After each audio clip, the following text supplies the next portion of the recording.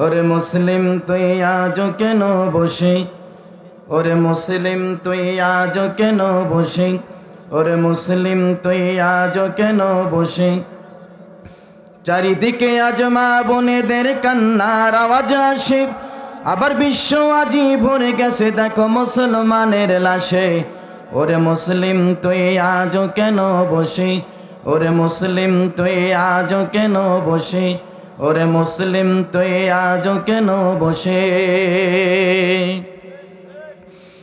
নাক কান বুঝে বোবার বেশে থাকবি কতকাল, দুনিয়ার এই স্বার্থের লোভে হইয়া মাতাল। তোর চেহারায় বীর খালিদের, তোর চেহারায় বীর খালিদের প্রতিচ্ছবি ভাসে। ওরে মুসলিম তুই আজ কেন বসে, ওরে মুসলিম তুই আজ কেন বসে। চারিদিকে আজ মা বোনেদের কান্নার আওয়াজ আসে, আবার বিশ্ব আজি ভরে গেছে দেখো মুসলমানের লাশে। ওরে মুসলিম তুই আজ কেন বসে, ওরে মুসলিম তুই আজ কেন বসে। মারহাবা বলেন।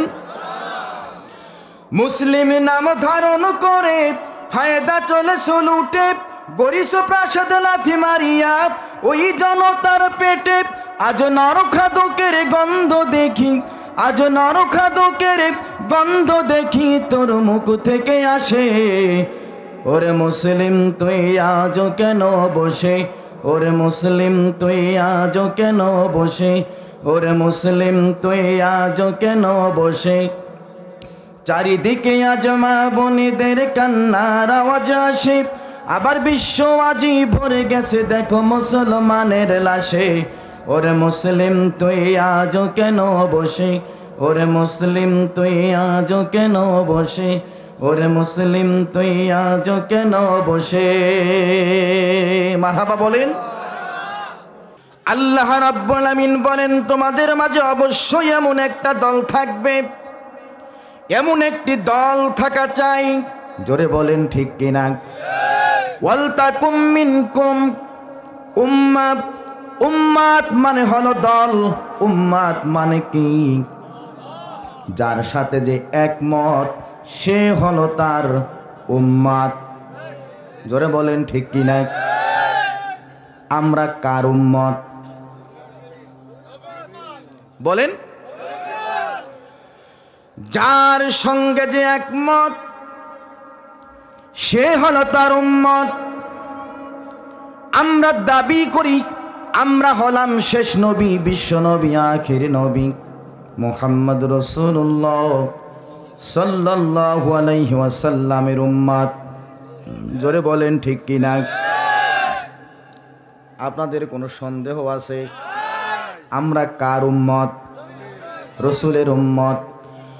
রসুলের উম্মত আমরা দাবি করলাম মুসলমান, রসুলের সুন্নাহ আমরা গ্রহণ করলাম না, রসুলের আদর্শ আমরা গ্রহণ করলাম না, রসুলের মতের সাথে আমরা একমত হতে পারলাম না। আমি বললাম যার সঙ্গে যে একমত সে হলো তার উম্মত। জোরে বলেন ঠিক কিনা। ও ডিমলার মুসলমান খেয়াল করুন, লেনিনের আদর্শের সঙ্গে যে একমত সে হলো লেনিনের উম্মত। মাও সেতুঙ্গের আদর্শের সঙ্গে যে একমত সে হলো মাও সেতুঙ্গের উম্মত। জোরে বলেন ঠিক কিনা। গৌর গোবিন্দর আদর্শের সঙ্গে যে একমত সে হলো গৌর গোবিন্দর উম্মত। আমার ভাইরা, ইরশাদ মামুর আদর্শের সঙ্গে যে একমত সে হলো ইরশাদের উম্মত। আমার ভাইরা, ধর্ম নিরপেক্ষ মতবাদ শেখ মুজিবুরের আদর্শের সঙ্গে যে একমত সে হলো শেখ মুজিবুরের উম্মত। এখন আপনি খেয়াল করুন, আপনি কি রসুলের আদর্শের সঙ্গে একমত? যদি আপনি রসুলের আদর্শের সঙ্গে একমত হন তাহলে আপনি রসুলের উম্মত। আর যদি কোনো পাতি নেতা সাথী নেতার আদর্শের সঙ্গে একমত হন তাহলে কিন্তু আপনি তার উম্মত। আল্লাহ তাআলা বলেন তোমাদের ভিতরে এমন একটি দল থাকবে, এমন একটি দল থাকা চাই, এমন একটি দল থাকা উচিত যার কর্মসূচি হবে তিনটা। জোরে বলেন কয়টা? আরো জোরে কয়টা? ইয়াদউনা ইলাল খায়র, এক নাম্বার কর্মসূচি হলো তারা মানুষদেরকে কল্যাণের পথে ডাকবে, মঙ্গলের পথে ডাকবে। জোরে বলেন ঠিক কিনা? وَيَأْمُرُونَ بِالْمَعْرُوفِ وَيَنْهَوْنَ عَنِ الْمُنكَرِ। দুই নাম্বার হলো মানুষদেরকে তারা সৎ কাজের আদেশ দান করবে। তিন নাম্বার হলো মানুষদেরকে তারা অসৎ কাজ থেকে ফিরায় রাখবে। আল্লাহ তাআলা বলেন ওয়াউলাইকা হুমুল মুফলিহুন।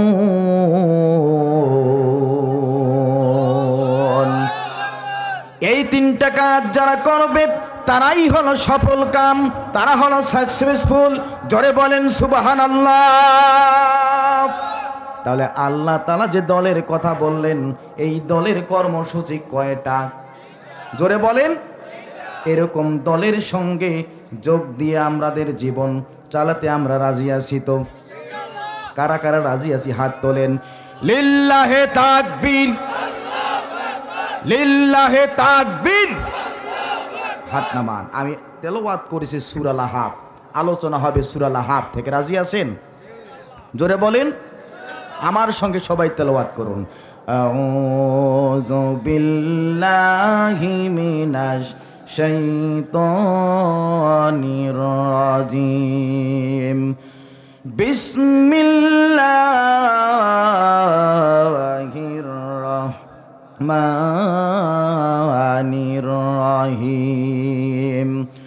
তাব্বাত ইয়াদা আবি লাহাবিন ওয়া তাব্ব। আল্লাহু আকবার বলেন। আমার ভাইরা, আল্লাহ রাব্বুল আমিন বলেন তাব্বাত, ধ্বংস হোক, নিপাত যাক, ইয়াদা, দুই হাত। হাত তোলেন সবাই। কয় হাত? আবি লাহাব, আবি লাহাবের ওয়াতাব্বা এবং সে নিজেও। আল্লাহ রসুলের আপন চাচা, নাম হলো তার আবু লাহাব। আল্লাহ তাআলা আবু লাহাবের নামে সূরা নাজিল করে তাকে ধ্বংস হওয়ার জন্য বললেন। কেন বললেন জানার দরকার আছে না নাই? আল্লাহর নবী মক্কার জমিনে যখন আল কোরআনুল কারীমের মিশন চালাচ্ছিলেন, আল্লাহ নবী যখন নবুয়ত পেলেন, ডাক দিয়ে বললেন, আল্লাহ আপনি আমাকে নবুয়তি দায়িত্ব দিলেন কালেমার মিশন করার জন্য। ও আল্লাহ, তামাম মক্কার মানুষগুলো কেউ সূর্য পূজা, কেউ চন্দ্র পূজা, কেউ হলো বৃক্ষ পূজা, কেউ মাসের পূজা, কেউ মাসের পূজা করে গো আল্লাহ।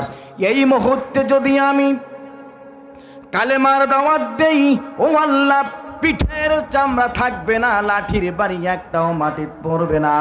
ও আল্লাহ, কার কাছে আমি যে দাওয়াত দেব? আল্লাহ রাব্বুল আমিন বলেন ওয়া আনযির আশিরাতাকাল আকরাবিন।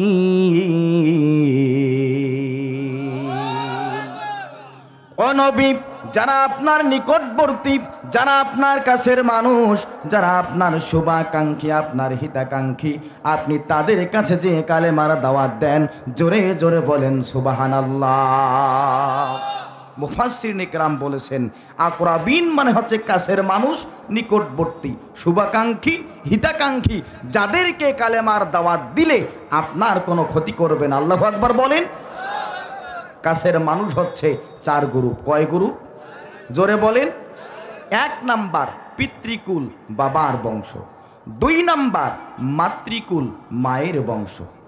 তিন নাম্বার স্ত্রীকুল, শ্বশুরের বংশ। চার নাম্বার নিজের ঘর থেকে চতুর্দিকে 40 ঘর। জোরে বলেন আল্লাহু আকবার। আল্লাহর নবী হযরতে খাদিজাকে ডাক দিয়ে বলেন, খাদিজা, আমি আমার বাবার বংশ থেকে বাছাই করে আমি দাওয়াত দেব 10-15 জনকে। ও খাদিজা, আমার মায়ের বংশ থেকে বাছাই করে আমি দাওয়াত দেব 10 জনকে। ও খাদিজা, তুমি আমার স্ত্রী, তোমার বাবার বংশ থেকে দাওয়াত দেব আমি 10 জনকে।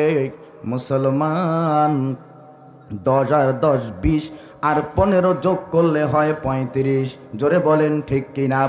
আল্লাহ নবী বলেন, খাদিজা, আমার পাড়া প্রতিবেশীদের মধ্য থেকে বাছাই করে করে দাওয়াত দেব আমি 10 জনকে। ও নীলফামারীর মুসলমান, বলুন তো 35 আর 10 যোগ করলে কত হয়? 45 জন। আল্লাহ নবী গোপনে গোপনে 3টি বছর কাটিয়ে দিলেন। 3 বছরের ব্যবধানে এই 45 জন মানুষ ইসলামের দাওয়াত গ্রহণ করে সচ্চা ঈমানদারে পরিণত হয়ে গেল। যখন আল্লাহ রাব্বুল আলামিন নাজিল করে দিলেন, ফাসদা বিমা তুমারু ওয়া আরিদ আনিল মুশরিকিন। ও নবী, আমি আপনার উপর যে কিতাব নাজিল করেছি, যে মিশন আপনাকে দিয়েছি, কালেমা প্রচার করার মিশন, এই মিশন আর গোপনে গোপনে নয়, প্রকাশ্যে দিতে হবে, দিবালোকে দিতে হবে। কোন রাম বামকে ভয় করা যাবে না। আমার ভয়রাম, আরব যুগের একটা নিয়ম ছিল, যদি কোনো কথা প্রচার করার প্রয়োজন হয়, প্রসার করার প্রয়োজন হতো, এলান করার প্রয়োজন হতো, আরবের মানুষেরা ছাপা পাহাড়ে উঠত, পরনের লুঙ্গিটা খুলতো, মাথার উপরে ঘোরাতে থাকতো। জোরে বলেন আল্লাহু আকবার। আল্লাহ নবীর শান, আল্লাহ নবীর মান তাদের মতো তো নয়। আল্লাহর নবী বাসা থেকে একখানা চাদর নিলেন, সাপা পাহাড়ে উঠলেন, মাথার উপরে ঘোরাতে থাকলেন। দূর থেকে লক্ষ্য করে আবু জাহাল, আবু লাহাব, উতবা, শাইবা, মুগীরারা, মক্কার সমস্ত নেতৃস্থানীয় মানুষরা দেখলো আব্দুল্লাহর পুত্র মুহাম্মদ, নাম হলো তার আলামিন, না জানি কোনো বিপদে পড়েছে। কেউ এক মুহূর্ত দেরি করল না, সকলেই চলে গেল পাহাড়ের পদদেশে। ডাক দিয়ে বলে, ও মুহাম্মদ, কে তোমার ক্ষতি করেছে, কে তোমাকে অনিষ্ট করেছে? বলো বলো বলো, আমরা সকলে মিলে ঐক্যবদ্ধ হয়ে একযোগে আমরা তার সঙ্গে মোকাবেলা করব। জোরে জোরে বলেন সুবহানাল্লাহ, আর একবার বলেন সুবহানাল্লাহ। আল্লাহর নবী বললেন, আমি যদি তোমাদেরকে বলি পাহাড়ের অপর পাশে একদল শত্রু সেনা অস্ত্রে শস্ত্রে সুসজ্জিত অবস্থায় আছে, মক্কা আক্রমণ করবে, তোমরা কি তা বিশ্বাস করবে? মক্কার মানুষগুলো বলে, হ্যাঁ বিশ্বাস করব, কারণ তুমি আলামিন, তুমি কোনোদিন মিথ্যা কথা বলনি। জোরে বলেন মারহাবা। সম্মানিত ভাইরা আমার, খেয়াল করুন, আল্লাহ নবী বললেন, ও মক্কাবাসীরা শোনো, এই অশান্ত পৃথিবীকে যদি শান্ত করতে চাও, এই পৃথিবী থেকে হত্যা, ধর্ষণ, খুন খারাপি, রাহাজানি, চাঁদাবাজি, টেন্ডারবাজি, ইপটিজিং যদি তোমরা বন্ধ করতে চাও, তাহলে তোমরা পড়ে নাও লা ইলাহা ইল্লাল্লাহু মুহাম্মাদুর রাসূলুল্লাহ।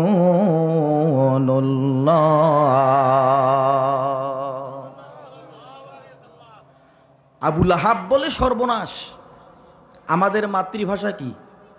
কথা বলেন, জানেন না আপনারা? আমাদের মাতৃভাষা, আর আরবের মাতৃভাষা ছিল আরবি ভাষা। আরবের মানুষগুলো আরবি ভাষার শব্দে শব্দে, অক্ষরে অক্ষরে, বাক্যে বাক্যে অর্থ বুঝতো, ব্যাখ্যা বুঝতো, তাফসীর বুঝতো। মারহাবা বলেন। আবু লাহাব বলে, সর্বনাশ, লা ইলাহা ইল্লাল্লাহ, কোন ইলাহা নাই, কোন মাবুদ নাই। জোরে বলেন ঠিক কি নাই? মুহাম্মদ রাসূলুল্লাহ, মুহাম্মদ হলো আল্লাহ রসুল, এতটুকু আমরা জানি। কিন্তু কালেমার অর্থ কি মুসলমান? একবিংশ শতাব্দীর শ্রেষ্ঠ মুজাদ্দিদ, একবিংশ শতাব্দীর শ্রেষ্ঠ মুফাসসির, যার চিন্তাধারা তাম বিশ্বকে নাড়া দিয়েছে, যার চিন্তাধারার কারণে এই পৃথিবীর অসংখ্য মানুষ ইসলামী আন্দোলনের সঠিক পথ খুঁজে পেয়েছে। আল্লামা সৈয়দ আবুল আলা মওদুদী রহমাতুল্লাহি আলাইহি তাফহিমুল কোরআনের ভিতরে লা ইলাহা ইল্লাল্লাহু মুহাম্মাদুর রাসূলুল্লাহ এই কালেমার ব্যাখ্যা দিতে গিয়ে তিনি বলেন, লা ইলাহা ইল্লাল্লাহ, কোনো ইলাহা নাই, কোনো মাবুদ নাই, কোনো আইনদাতা নাই, কোনো বিধানদাতা নাই, কোনো লালনকারী নাই, কোনো পালনকারী নাই। আল্লাহুল খালকু ওয়াল আমরু, সৃষ্টি যার, আইন চলবে তার, কারো বাবার আইন চলতে পারে না। আবু লাহাব বলে সর্বনাশ, আল্লাহ তাআলা যদি আইনদাতা হয়, রসুল মানে হলো নেতা, রসুল মানে কি? এটা তো অনেকে আমরা জানি কিন্তু মানি না। জোরে বলেন ঠিক কিনা? আমরা রসুলকে শুধুমাত্র একজন ধর্মীয় নবী মনে করি, রসুল মানে হলো নেতা। আবু লাহাব বলে, আল্লাহ যদি আইনদাতা হয় আর রসুল যদি নেতা হয়, আমরা কি বসে বসে আঙ্গুল চুষবো নাকি? জোরে বলেন ঠিক কিনা? আমার বন্ধুগণ, আবু লাহাব সিংহ শারদুলের মতো এক লাফ দিয়ে উঠল, মুহাম্মদ তোমার ওয়াজ বন্ধ করো, ওয়াজ বন্ধ করো, ওয়াজ বন্ধ করো, তোমার ওয়াজ চলতে দেব না। তাব্বান লাকা আলিহা জামাতানা, ধ্বংস হও মুহাম্মদ, তুমি রাজনীতি করার জন্য তুমি এখানে মঞ্চ বানাইছো নাকি? তোমার ওয়াজ বন্ধ করো, তোমার ওয়াজ চলতে দেব না। জোরে বলেন আল্লাহু আকবার। আল্লাহর নবী যেদিন প্রকাশ্যে দিবালকে জনগণের সামনে আল কোরআনুল কারীমের দাওয়াত দিয়েছিলেন, কালেমার দাওয়াত দিয়েছিলেন, ওই দিন ইউরোপ থেকে কেউ বাধা দিতে আসে নাই, আমেরিকা থেকে কেউ বাধা দিতে আসে নাই, ব্রিটেন থেকে কেউ বাধা দিতে আসে নাই, স্বয়ং আল্লাহ নবীর চাচা বাধা দিয়েছিল। জোরে বলেন ঠিক কিনা? আজকেও যারা কোরআনুল কারীমের আন্দোলনে বাধা দেয়, তারা হচ্ছে বর্তমান নব্য আবু লাহাবের প্রেতাত্মা। জোরে বলেন ঠিক কিনা? আমার ভাইয়েরা খেয়াল করুন, আবু লাহাব বলে ওয়াজ বন্ধ করো, পাশেই দাঁড়িয়ে আছে শের খোদা আলী, এক লাফ দিয়ে উঠে গেলেন আবু লাহাব, ওয়াজ বন্ধ হবে না, ওয়াজ চলবে। আবু লাহাব বলে ওয়াজ চলবে না, আলী বলে ওয়াজ চলবে। আবু লাহাব তার কোষ থেকে লম্বা তরবারি খানা এক টান দিয়ে বের করেছে, মুহাম্মদ তোমার ওয়াজ বন্ধ করো, ওয়াজ যদি বন্ধ না করো আমি এই তঙ্গা তরবারি দিয়ে এক আঘাতে তোমার গর্দান থেকে কল্লাটা আলাদা করে দেব। আমার ভাইরা, হযরতে আলী যখন দেখেছে আবু লাহাব তরবারি বের করেছে, আর এক মুহূর্ত দেরি করে নাই, এক টান দিয়ে তার তরবারি খানা বের করে ডাক দিয়ে বলে, ও আবু লাহাব, ওয়াজ যদি তুমি বন্ধ করার জন্য একবার তরবারি চালাও, আমি আলী বলছি শুনে নাও, ওয়াজ চালু রাখার জন্য প্রয়োজনে আমি আমার তরবারি 10 বার ঘুরাতে থাকবো। জোরে জোরে বলেন আল্লাহু আকবার। আমার ভাইরা, যুবকরা যদি একবার খেপে যায়, মুরব্বী বাবাজিরা খামোশ হয়ে যায়। মুরব্বী বাবাজিরা মন খারাপ করবেন না, আপনারাও এক সময় যুবক ছিলেন, রক্ত গরম ছিল। আপনাদের সময়ের যুবক আর বর্তমান সময়ের যুবক কিন্তু বহুত পার্থক্য। আগেই শুনেছিলাম আমাদের চাচারা দাদারা ফুটবলে একটা কিক দিত, ফুটবল উপরে বাস্ট হয়ে পড়তো। জোরে বলেন ঠিক কিনা? আর বর্তমান সময়ের যুবকেরা ফুটবল নয়, তারা ফ্রি ফায়ার খেলায়। ডাইনে ডাইনে ডাইনে, বামে বামে বামে বামে, মার মার মার, গুলি কর। ঠিক কিনা? ওদের ডাক্তারের কাছে নিয়ে যে দেখবেন স্মার্টফোনে যা দেখে কল কবজা ব্যাটারি যা ছিল সব ডাউন হয়ে গেছে। আজ থেকে 5 বছর পর মেয়ে বিয়ে দেওয়ার জন্য সুস্থ সবল যুবক খুঁজে পাওয়া যাবে না। আমার ভাইরা খেয়াল করুন,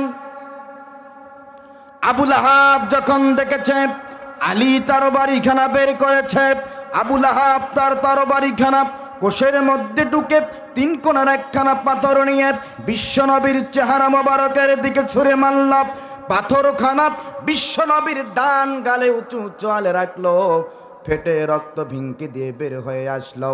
আল্লাহর নবী কান্না করে বলেন, ও চাচা, এখনই বললেন আমি ভালো মানুষ, এখনই আপনি আমার রক্ত ঝরালেন গো চাচা। আবু লাহাব বলে, মুহাম্মদ তোমার ওয়াজ বন্ধ করো, ওয়াজ চলবে না। আলী বলে, ওয়াজ বন্ধ হবে না, ওয়াজ চলবে। জীবন দেওয়ার প্রয়োজন হলে জীবন দেব, রক্ত দেওয়ার প্রয়োজন হলে রক্ত দেব, শহীদ হওয়ার প্রয়োজন হলে শহীদ হয়ে যাব। জোরে বলেন মারহাবা। আমার নীলফামারীর মুসলমান, আবু লাহাব যখন দেখলাম হযরতে আলী তার বাড়ি বের করেছে, আমার ভাইয়েরা, বাতিলদের একটা নিয়ম হলো যখন তারা মেধা শক্তিতে পরাজিত হয়ে যায় তখন তারা পেশি শক্তি গ্রহণ করে। জোরে বলেন ঠিক কিনা? আল্লাহ তাআলা বলেন, মা আগনা আনহু মালুহু ওয়া মা কাসাব। আল্লাহু আকবার বলেন।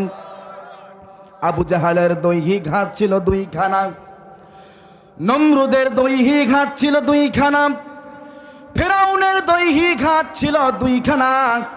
আমরা যারা এখানে আছি সকলের দৈহিক হাত কয়খানা?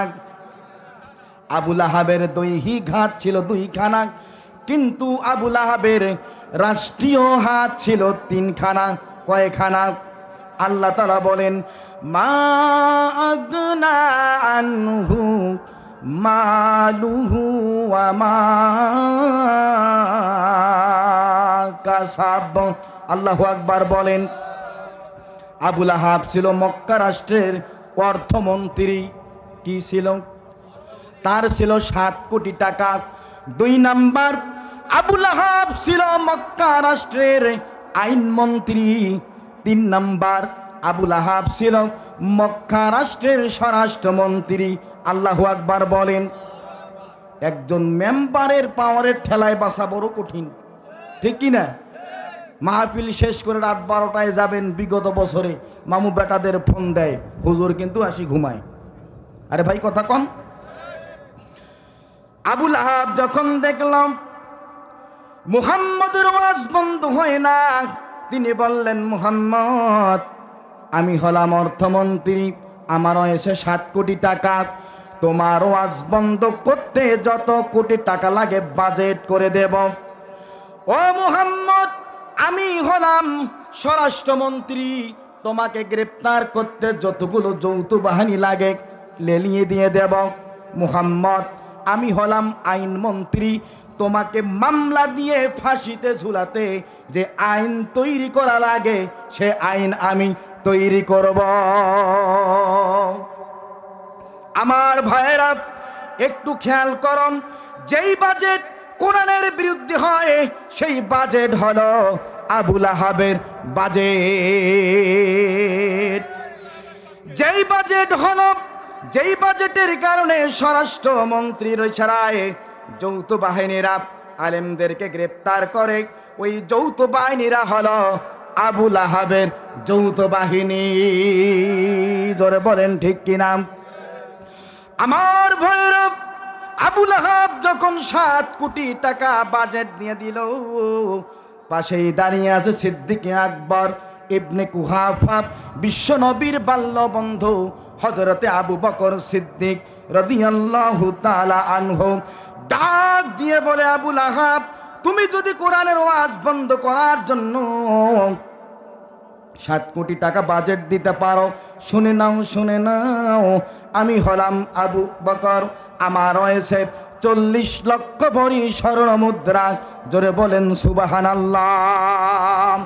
ও আবু লাহাব, তুমি যদি মুহাম্মদের ওয়াজ বন্ধ করার জন্য, কোরআনের আন্দোলন বন্ধ করার জন্য 7 কোটি টাকা বাজেট দিতে পারো, শুনে নাও, শুনে নাও, মুহাম্মদের ওয়াজ চালু রাখার জন্য, ইসলামী আন্দোলনের কাজ বেগবান করার জন্য আমি আমার 40 লক্ষ ভরি স্বর্ণ মুদ্রা ইসলামের জন্য বাজেট করে দিলাম।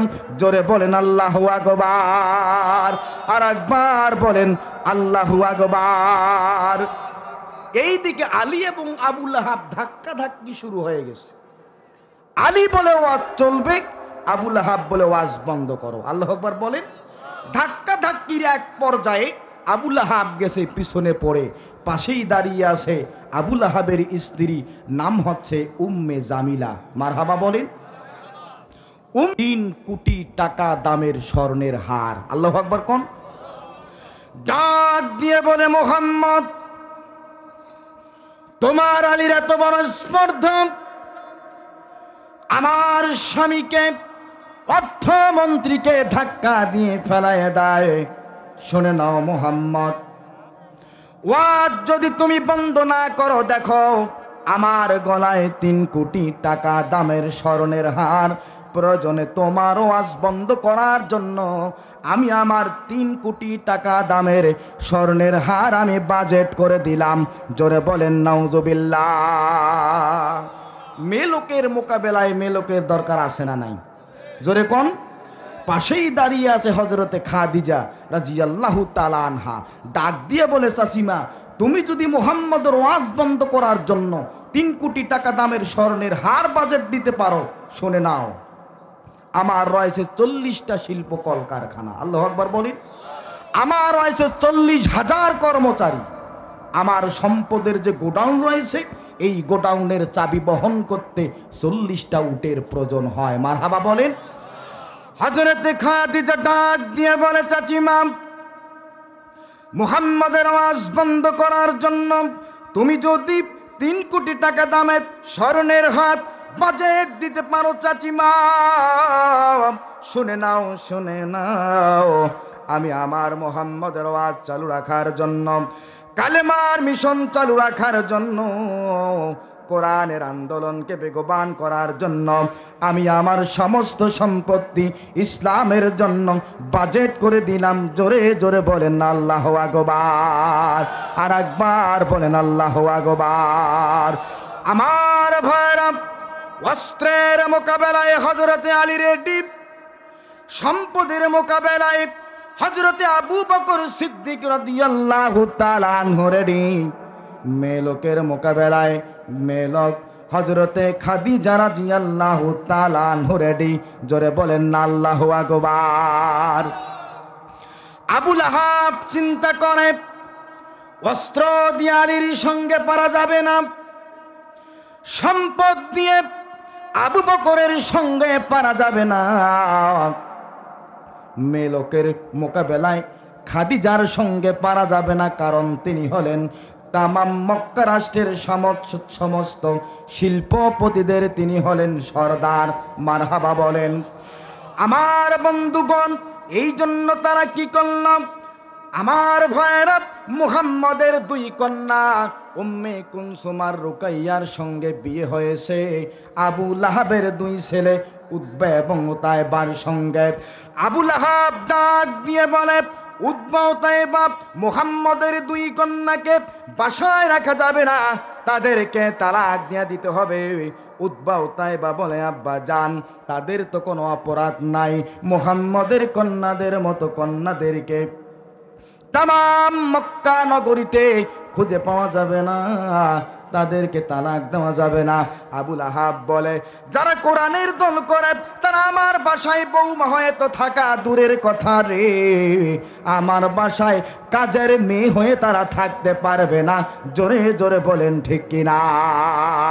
আমার ভাইরা, আবু লাহাবের প্রেতাত্মা যারা বিগত 16টি বছর, এই জন্য তারা বলেছিল কোরআনের দল যারা করে তাদের চাকরি নাই, আর্মিতে তাদের চাকরি নাই, বিজেপিতে তাদের চাকরি নাই, পুলিশে তাদের চাকরি নাই, র্যাবে তাদের চাকরি নাই, প্রাইমারিতে তাদের চাকরি নাই, কলেজে তাদের চাকরি নাই, মন্ত্রণালয়ে তাদের চাকরি নাই।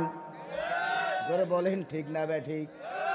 আবুল আহাব বলে উতবা উতাইবা মুহাম্মাদের দুই কন্যাকে রাখা যাবে না, তালাক দিয়ে দিতে হবে। উম্মে কুলসুম আর রুকাইয়া ডাক দিয়ে বলে আব্বা জান আমাদের তো কোনো অপরাধ নাই। আবুল আহাব বলে তোমাদের কোনো অপরাধ নাই, একটাই অপরাধ, তোমাদের বাবা কোরআনের দল করে।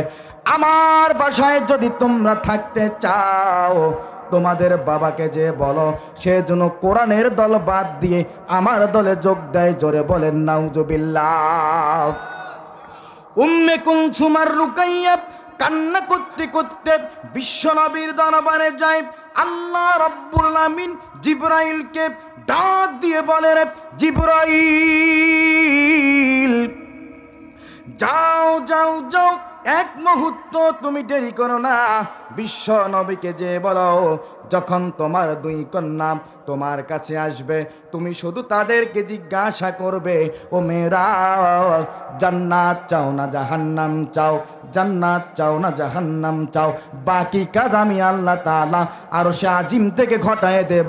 জোরে জোরে বলেন সুবহানাল্লাহ।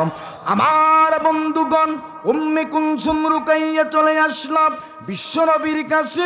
আল্লাহ নবী তাদের কপালে চুম্বন এঁকে দিয়ে ডাক দিয়ে বলে ও মেয়েরা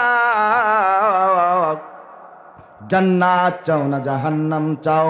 দুই কন্যা বলে আব্বা জান জাহান্নাম চাই না, জান্নাত যেতে চাই। আল্লাহর নবী বলেন ও মেয়েরা জান্নাত যদি তোমরা যেতে চাও তাহলে তোমরা পড়ে নাও লা ইলাহা ইল্লাল্লাহু মুহাম্মাদুর রাসূলুল্লাহ। প্রিয় ডিমলাবাসী, আল্লাহ নবী ওরসজাত কন্যা বিশ্বনবীর নিজের কন্যা বিশ্বনবীর হাতে হাত রেখে কালেমা গ্রহণ করে মুসলিম হয়ে গেলেন। আমরা মুসলমান, বুকে হাত দিয়ে বলেন তো আমরা কার হাতে হাত রেখে কালেমা গ্রহণ করছি? বিশ্বনবীর কন্যা বিশ্বনবীর হাতে হাত রেখে কালেমা গ্রহণ করলেন। আমরা হলাম মুসলমান, দাদা ছিল মুসলমান, দাদার ছেলে বাবা হলো মুসলমান, ওয়ারিশ সূত্রে আমরা হলাম মুসলমান। এই মুসলমানিত্ব থাকার যাক। জোরে বলেন ঠিক কিনা? সম্মানিত ভাইরা আমার, বিশ্বনবীর দুই কন্যা কালেমা গ্রহণ করে মুসলিম হয়ে কালেমার জিকির করতে করতে হাসতে হাসতে বিশ্বনবীর কাছে বিদায় নিয়ে আবুল আহাবের বাড়িতে চলে আসলেন। আবুল আহাব ডাক দিয়ে বলে ও বৌমারা খবর কি? তারা বলে খবর বলো ভালো। উম্মে জামিলা বলে খবর কি? তারা বলে খবর বলো ভালো। আবুল আহাব বলে কি খবর ভালো? তাড়াতাড়ি করে বলো। তারা বলে খবর হলো লা ইলাহা ইল্লাল্লাহু মুহাম্মাদুর রাসূলুল্লাহ। আবুল আহাবের মেজাজ নরম না গরম? জোরে কোন? আবুল আহাব ডাক দিয়ে বলে উতবা উতাইবা এক মুহূর্ত দেরি করবি না, এক্ষণে তালাক দিয়ে দেব, এক্ষণে তালাক দিয়ে দেব। উতবা উতাইবা এক মুহূর্ত দেরি না করে তালাক দিয়ে দিল। তাল্লাক তুকা তাল্লাক তুকা তাল্লাক তুকা। বিশ্বনবীর দুই কন্যা একসঙ্গে তালাক হয়ে গেল। খবর ছড়িয়ে পড়ল। বিশ্বনবী জানতে পারলেন আমার দুই কন্যাকে তালাক দিয়েছে। আল্লাহ নবীর চোখে পানি।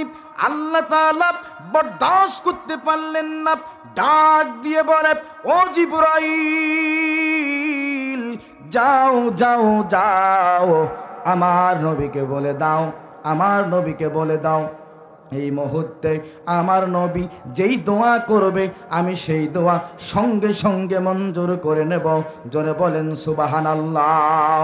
আল্লাহ নবী প্রার্থনা করলেন আল্লাহুম্মা সাল্লিত আলাইহা কালবান মিন কিলাবিক। আমার কন্যাদেরকে যারা অন্যায়ভাবে তালাক দেয়, দ্বিতীয় বিয়ে করার আগে তাদেরকে যেন হিংস্র বাঘে খায়, কুকুরে খায়, শ্রীগালে খায়। জোরে জোরে বলেন আল্লাহু আকবার। আল্লাহ নবী দোয়া করলেন, আমার কন্যাদেরকে অন্যায়ভাবে যারা তালাক দেয় দ্বিতীয় বিয়ে করার আগেই, তারা তাদেরকে যেন হিংস্র বাঘে খায়, কুকুরে খায়, শ্রীগালে খায়। আবুল আহাব বলে সর্বনাশ, মুহাম্মদ এমন নেতা, সে যা বলে তাই হয়। আল্লাহু আকবার বলেন। আবুল আহাব বলে মুহাম্মদ এমন নেতা, সে যা বলে তাই হয়। আমরা এমন নেতা, আমরা যা বলি তার উল্টা হয়। জোরে বলেন ঠিক কিনা? আমরা যদি বলি নির্বাচনে যদি পাশ করি ইসলামের গায়ে হাত দেব না, আর সর্বপ্রথম ইসলামের গায়ে হাত দিয়ে বসে আছে। জোরে বলেন ঠিক কিনা? আমরা যদি বলি নির্বাচনে যদি পাশ করি মদিনা সনদ দিয়ে দেশ চালাবো, নির্বাচনে পাশ করার পরে দাদার বাড়ি থেকে সিলেবাস নিয়ে এসে সন্তানদেরকে নাস্তিক বানার জন্য চেষ্টা করে। জোরে বলেন ঠিক না বে ঠিক? সম্মানিত ভাইরা আমার, আবুল আহাব বলে সর্বনাশ, মুহাম্মদ এমন নেতা, সে যা বলে তাই হয়। আর আমরা এমন নেতা, আমরা যা বলি তার উল্টা হয়। জোরে বলেন ঠিক কিনা? আবুল আহাব বলে বেটারা ঘর থেকে বের হবি না। মুহাম্মদ বলেছে দ্বিতীয় বিয়ে করার আগেই তোমাদেরকে যেন হিংস্র বাঘে খায়, শ্রীগালে খায়। মুহাম্মদ এমন নেতা, সে যা বলে তাই হয়। তোমাদের আগে বিয়ে করাতে হবে, নয়তো কিন্তু তোমাদের বিপদ কাটবে না। জোরে বলেন ঠিক কিনা? আবুল আহাব ডাক দিয়ে বলে, ও উম্মে জামিলা, তুমি যাও মক্কার উত্তর দিকে, ছোট্ট ছেলে মা তোমার, তুমি যাও মক্কার দক্ষিণ দিকে, বৌমা খোঁজে নিয়ে আসো, দুই ছেলের বিয়ে লাগাবো। উম্মে জামিলা মক্কার উত্তর দিকে যখন চলে গেলেন, ডাক দিয়ে বলে, ও মক্কার মেয়েরা, কে আসো তোমরা? অর্থমন্ত্রীর বৌমা হবে। কে আসো তোমরা? অর্থমন্ত্রীর পুত্রবধূ হবে। কে আসো তোমরা? আইনমন্ত্রীর পুত্রবধূ হবে। মক্কার মেয়েরা দলে দলে চলে আসলো। ডাক দিয়ে বলে, উম্মে জামিলা, ছেলে তোমার তিনটা, বিয়ে করাইছো দুইটারে, বাকি আছে একটা। তুমি বলো দুইটা পুত্রবধূ লাগবে, কারণটা কি? উম্মে জামিলা বলে, মুহাম্মদের দুই কন্যাকে আমরা তালাক দিয়েছি। মক্কার মেয়েরা বলে, যেই ঘরে মুহাম্মদের কন্যাদের মতো কন্যারা থাকতে পারে না, ওই ঘরে আমরা পুত্রবধূ হতে রাজি না। যেই বলেছে রাজি না, সঙ্গে সঙ্গে উম্মে জামিলা গলায় ছিল 3 কোটি টাকা দামের হার, সঙ্গে সঙ্গে হার ভাসাইছে। হার দেখো, কিছু কিছু মেয়ে আছে সম্পদের পাগলা। জোরে বলেন ঠিক কিনা? ছেলের হাত থাকার না থাক, পা থাকার না থাক, চোখ যদি একটা নাও থাকে কোনো সমস্যা নাই। ছেলে যদি লন্ডন প্রবাসী হয়, এক পায়ে খাড়া। বলেন বলেন ঠিক না ভাই? ঠিক। তো কিছু কিছু মেয়ে আছে সম্পদের পাগলা, যেই হার ভাসাইছে ডাক দিয়ে বলে মক্কার মেয়েরা যে আমার পুত্রবধূ হবে, তাকে 1 কোটি টাকা দামের হার উপহার দেব। কিছু মেয়ে চলে আসলে বলে, আমরা তোমার পুত্রবধূ হতে রাজি আছি। আগে বলো, মুহাম্মদের 2 কন্যাকে যখন তালাক দিয়েছো, মুহাম্মদ কি বলেছে? উম্মে জামিলা বলে, মুহাম্মদ বলেছে আমার কন্যাদেরকে যারা অন্যায়ভাবে তালাক দেয় দ্বিতীয় বিয়ে করার আগে, তাদেরকে যেন হিংস্র বাঘে খায়, কুকুরে খায়, শ্রীগালে খায়। আল্লাহু আকবার বলেন। মক্কার মেয়েরা বলে, সর্বনাশ, আমরা বিয়েতে রাজি না, বিয়ে হওয়ার আগেই আমরা বিধবা হয়ে যাব। জোরে বলেন ঠিক কিনা? কেমন বিয়ের নিয়ম হচ্ছে, আগে মেয়ে কবুল বলে, ঠিক কিনা? এরপরে ছেলে বলে। মেয়ে কবুল বলবে তার মানে তার বিয়ে হয়ে গেছে। ছেলে কবুল বলার আগেই হিংস্র বাঘ, কুকুর, শ্রীগাল তাদেরকে থাবা মেরে চলে যাবে। জোরে বলেন আল্লাহু আকবার। মক্কার মেয়েরা বিয়েতে রাজি হল না। আবু লাহাব তেলে বেগুনে জ্বলে উঠল, ডাক দিয়ে বলে, আমি হলাম অর্থমন্ত্রী, আমার রয়েছে 7 কোটি টাকা। মক্কার মেয়েরা যদি আমার পুত্রবধূ হতে রাজি না হয়, আমার কোনো সমস্যা নাই, পাশেই রয়েছে সিরিয়া রাষ্ট্র। প্রয়োজনে আমি আমার 300 বড় যাত্রী সঙ্গে নেব, পাড়া প্রতিবেশীদেরকে সঙ্গে করে নেব, আমি আমার দলীয় ক্যাডারকে সঙ্গে নেব রে। এরপরে চলে যাব আমি সিরিয়ায়। প্রয়োজনে আমি সিরিয়ার সাদা চামড়ার মেয়েদেরকে আমি আমার পুত্রবধূ বানাবো। জোরে বলেন আল্লাহু আকবার। আবু লাহাব মার্কা নেতা নেত্রী যারা, দেশের মেয়ে তারা পায় না, তারা কিন্তু ভাইয়া চায়নার খ্রিস্টান মেয়েদেরকে পুত্রবধূ বানায়। জোরে বলেন ঠিক কিনা? আবু লাহাব 300 বড় যাত্রী সঙ্গে নিয়ে রওনা হয়ে গেছেন সিরিয়ার উদ্দেশ্যে। সামনে 50 গাড়ি যৌথ বাহিনী, পিছনে 50 গাড়ি যৌথ বাহিনী, ডান দিকে 50 গাড়ি যৌথ বাহিনী, বাম দিকে 50 গাড়ি যৌথ বাহিনী তারা নিয়েছে। কথায় কথা বারে মুসলমান, কিশোর কণ্ঠের কার্টুনে দেখলাম ছোট্ট ছেলে মাকে জিজ্ঞাসা করে, মা আমি দেখলাম 2টা পুলিশ একজনকে গ্রেপ্তার করে নিয়ে যায় গো মা, কারণটা কি? মা বলে, বাবা ওই ব্যক্তি একজন মানুষের 2 হালি কলা চুরি করেছে, এই অপরাধে 2টা পুলিশ তাকে গ্রেপ্তার করে নিয়ে যাচ্ছে। ছোট্ট ছেলে বলে, মা তাহলে বুঝলাম আমাদের রংপুরে মাঝে মাঝে ঢাকা থেকে বড় বড় নেতারা আসে মা, সামনে 50 গাড়ি যৌথ বাহিনী থাকে গো মা, পিছনে 50 গাড়ি থাকে মা। ও মা ওই বড় বড় নেতারা কি করেছে? মা বলে, বাবা তুমি জানো না, ওই বড় বড় নেতারা বাংলাদেশের 18 কোটি মানুষের দিনের ভোট রাতেই নিয়েছে। জ্ঞানী গুণী সুদীজন অল্প কথায় বোঝে নন, সব কথা বলে না হৃদয়, কিছু কথা বুঝে নিতে হয়। সম্মানিত ভাইয়েরা আমার, খেয়াল করুন, আবু লাহাব চলে গেল সিরিয়ায়।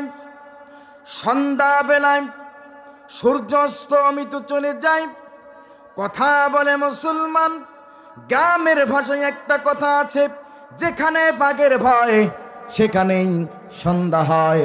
তাবু খাটানো হলো সিরিয়ার মধ্যে। যে আবু লাহাব ডাক দিয়ে বলে, উম্মে জামিলা তুমি যাও সিরিয়ার উত্তর দিকে, ও ছোট্ট ছেলে মাতোয়া তুমি যাও সিরিয়ার দক্ষিণ দিকে, পুত্রবধূ খুঁজে নিয়ে আসো।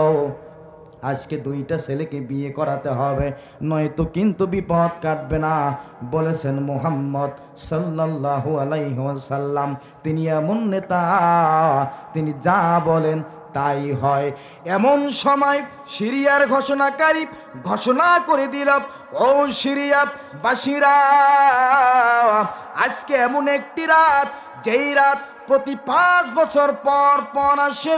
এই রাতে সিরিয়ার বন থেকে, জঙ্গল থেকে হিংস্র বাঘ বের হয়, কুকুর বের হয়, শ্রীগাল বের হয়, কেউ তোমরা ঘর থেকে বের হবি না।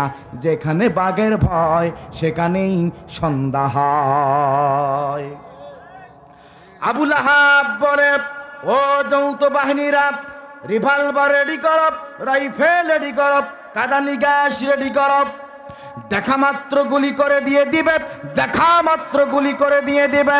আমার ভাইয়েরা, বাঘ, সিংহ, হিংস্র কুকুর, শ্রীগাল, আল্লাহর সৈন্য, আল্লাহর সৈন্যদেরকে দেখা মাত্র গুলি করার নির্দেশ দিয়ে দিলেন। বর্তমান সময়ে নব্য আবু লাহাবের দল যারা, আল্লাহর সৈনিক যারা আল্লাহর জমিনে আল্লাহর দ্বীন প্রতিষ্ঠার আন্দোলন করে যারা, এই সৈনিকদেরকে বলে, দেখা মাত্র গুলি, দেখা মাত্র গুলি, দেখা মাত্র গুলি। জোরে বলেন ঠিক কিনা? আরো জোরে বলেন ঠিক না ঠিক? আবু লাহাব বলে দেখা মাত্র গুলি করে দিবে। এমন সময় সিরিয়ার ঘোষণাকারী আর একবার ঘোষণা করে দিল, ও সিরিয়াবাসীরা, তোমরা যদি ঘরের ভিতরে নড়াচড়া করো, যে নড়বে সেই কিন্তু মরবে। কারণ হলো বাঘ মরা মাল খায় না, জেন্দা মাল খায়। সুতরাং ঘরের মাঝে থাকবি থাকিস, কিন্তু নড়াচড়া করিস না। আবু লাহাবের আত্মীয় স্বজন, মন্ত্রী, এমপি সব বলে, আবু লাহাব, মুহাম্মদের রক্ত ঝরাইছো তুমি, ঠেলা তুমি সামলাও। এই দেখো আমরা উত্তর দক্ষিণ হয়ে কম্বল গায়ে দিয়ে শুয়ে পড়লাম। আল্লাহু আকবার বলেন। সব সৈন্য মাটির সাথে শুয়ে গেছে, আত্মীয় স্বজন, বন্ধু বান্ধব, পাড়া প্রতিবেশী, 300 বরযাত্রী একদম শুয়ে গেছে। আল্লাহু আকবার বলেন। আবু লাহাব পরনে ছিল লম্বা জুব্বা, মাথায় হচ্ছে 7 হাত লম্বা পাগড়ি, ইয়া বড় দাড়ি, ধপধপা সাদা, হায়রে আল্লাহর ওলি। আল্লাহু আকবার বলেন। আবু লাহাব বড় ছেলে উতবাকে জুব্বার ভিতর দিয়ে ডান বগলে নিয়েছে, মেজো ছেলেকে জুব্বার ভিতর দিয়ে বাম বগলে নিয়েছে, চুপচাপ শুয়ে আছে। আল্লাহু আকবার বলেন। ইতিমধ্যে বাঘ, কুকুর, সিংহ, শৃগাল সব বের হয়ে আসছে। আবু লাহাব চিন্তা করে ব্যাপারটা কি, পিনপতন নীরবতা, একজনও কথা বলে না, কারণটা কি? আস্তে করে কম্বলের ভিতর থেকে মাথাটা বের করে দেখে সর্বনাশ, বাঘ, সিংহ, শৃগাল সব চলে আসছে। একজন একজন করে মানুষের কাছে যায় আর নাক মুখ শোকে। আল্লাহু আকবার বলে। আস্তে করে মাথাটা কম্বলের ভিতরে ঢোকাইছি। উদ্বহতাইবা বলে, আব্বাজান খবর কি, বিয়ে কি হবে না? আবু লাহাব বলে, চুপ কর হারামজাদা, সিআইডি তদন্ত চলতেছে। আল্লাহু আকবার বলেন। বাঘ, সিংহ, হিংস্র কুকুর একজন একজন করে মাথার কাছে এসে আমার ভয়ানক নাক মুখ শুকতে শুকতে শুকতে শুকতে শুকতে শুকতে আবু লাহাবের মাথার কাছে চলে এসেছে। বাঘ, কুকুর, শৃগাল বলে, সর্বনাশ, এতগুলো মানুষের নাক শুকলাম, মুখ শুকলাম, সকলের মাথা হলো একটা, পা হলো 2টা, এই হারামজাদার মাথা হচ্ছে একটা, পা হচ্ছে 6টা। আল্লাহ রাব্বুল আলামিন ডাক দিয়ে বলে, ও বাঘ আর কুকুর, এর ভিতরেই রয়েছে হারামজাদা, থাবা দে, থাবা দে, থাবা দে, ধরে নিয়ে যা। বাঘ, কুকুর, হিংস্র, শৃগাল থাবা মেরে আবু লাহাবের 2জন সন্তানকে নিয়ে গেল বন জঙ্গলের ভেতরে, বুকটা ছিঁড়ে শেষ করে দিল। আমার ভয়রাম আবু লাহাব বলে, যার কারণে আমি আমার 2টা সন্তানকে হারালাম, এই মুহাম্মদকে আমি ছাড়ব না, মুহাম্মদকে আমি ছাড়ব না, তাকে আমি গ্রেপ্তার করব, তাকে আমি হত্যা করব, না হয় প্রয়োজনে বন্দি করব, আর নয়তোবা তার নাগরিকত্ব বাতিল করে দিয়ে দেশ থেকে আমি তাকে বের করে দেব। জোরে জোরে বলেন আল্লাহু আকবার। আল্লাহ রাব্বুল আলামিন বলেন, وَإِذْ يَمْكُرُ بِكَ الَّذِينَ كَفَرُوا لِيُثْبِتُوكَ أَوْ يَقْتُلُوكَ أَوْ يُخْرِجُوكَ وَيَمْكُرُونَ وَيَمْكُرُ اللَّهُ وَاللَّهُ خَيْرُ الْمَاكِرِينَ।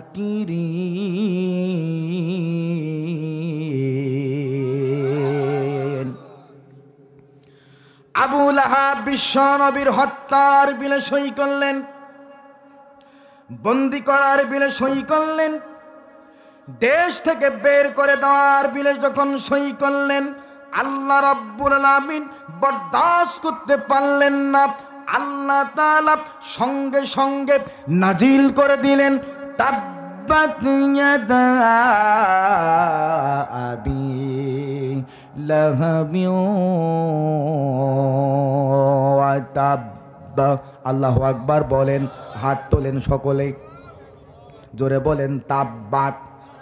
আরো জোরে তাব্বাত, জোরে ঝাঁকি দেন তাব্বাত। ধ্বংস হোক, নিপাত যাক, ইয়াদাত। দুই হাত আবি লাহাব, আবি লাহাবের ওয়াতাব্বা, এবং সে নিজেও। আল্লাহ রাব্বুল আলামিন যখন সূরা নাজিল করে দিলেন তাব্বাত ইয়াদা আবি লাহাবি ওয়া তাব্বা, ধ্বংস হয়ে যাক আবি লাহাবের দুই হাত, এবং সে নিজেও ধ্বংস হয়ে যাক। আমার ভাইরা, আয়াত নাজিল করার সঙ্গে সঙ্গেই আবু লাহাবের দুই হাতে হয়েছে বসন্ত। জোরে জোরে বলেন আল্লাহু আকবার।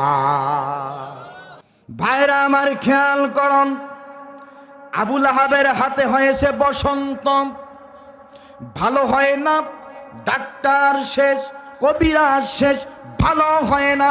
আবু জাহাল চিন্তা করে মক্কা রাষ্ট্রের তিনটা মন্ত্রণালয়ের দায়িত্ব আবু লাহাবের। বিদেশ থেকে ডাক্তার নিয়ে এসেছে, মেডিকেল টিম গঠন করেছে। ডাক্তাররা পরীক্ষা নিরীক্ষা করে দেখলাম সর্বনাশ, এই বসন্ত ভালো হবে না। আল্লাহু আকবার বলেন। ডাক দিয়া বলে, আবু জাহাল, তোমার অর্থমন্ত্রীর যে বসন্ত হয়েছে, এই বসন্ত ভালো হবে না। আবু জাহাল চিন্তা করে, আবু লাহাব রে, মুহাম্মদের রক্ত ঝরাইছো তুমি, তোমাকে আল্লাহ গজব দিয়েছে। ডাক্তাররা বলে, আবু জাহাল, সে যে কলমে হাত দেবে, ওই কলমে যদি তুমিও হাত দাও তোমারও হবে, কিন্তু ভালো হবে না। সে যে খাতায় হাত দেবে, ওই খাতায় যদি তুমি হাত দাও তোমারও হবে, কিন্তু ভালো হবে না। আবু জাহাল বলে, ও আবু লাহাব, মুহাম্মদের ক্ষতি করেছো তুমি, মুহাম্মদকে গালি দিয়েছো তুমি, তুমি ঠেলা সামলাও, তোমার তিনটা মন্ত্রণালয়ের পথ বাতিল। আল্লাহ বলেন, মা আগনা আনহু মালুহু ওয়া মা কাসাব। মুফাসসিরিন কেরাম বলেন, কাসাব মানে হলো ধন সম্পদ, কাসাব মানে হলো সন্তান সন্ততি, কাসাব মানে হলো উপার্জিত ক্ষমতা। ডাক দিয়ে বলে, আবু লাহাব, মুহাম্মদের ক্ষতি করেছো তুমি, ঠেলা তুমি সামলাও, তোমার তিনটা মন্ত্রণালয়ের পথ বাতিল। আমার ভাইয়েরা খেয়াল করুন, ডাক্তাররা ডাক দিয়ে বলে, উম্মে জামিলা, টাকা কত কোটি আছে? উম্মে জামিলা বলে 7 কোটি। ডাক দিয়ে বলে, উম্মে জামিলা, তোমার স্বামী যেই টাকায় হাত দেবে, ওই টাকায় যদি তুমি হাত দাও তোমারও হবে, কিন্তু ভালো হবে না। তোমার স্বামী যে কাপ হাত দেবে, যে পিরিচে হাত দেবে, যদি তুমি হাত দাও তোমারও হবে, কিন্তু ভালো হবে না। উম্মে জামিলা ছোট্ট ছেলে মাতোয়াকে ডাক দিয়ে বলে, মাতোয়া, উম্মুল কোরা বাজারে যা, রশি নিয়ে আয়। রশি নিয়ে আসা হলো। এবার মা এবং ছেলে দুজনেই মিলে আবু লাহাবের 2 হাত কানা পিছন দিকে হাত মোড়া দিয়ে বাঁধে। আবু লাহাব বলে, এই তোরা কি করিস? হাত ছেড়ে দে, হাত ছেড়ে দে। উম্মে জামিলা বলে, ও আবু লাহাব, যেই হাত দিয়ে তুমি মুহাম্মাদের বন্দির বিলে সই করো, ওই হাতে আজকে বেরি পরানো হচ্ছে। আল্লাহ বলেন, মা আগনা আনহু মালুহু ওয়া মা কাসাব। কাসাব মানে হলো সন্তান সন্ততি।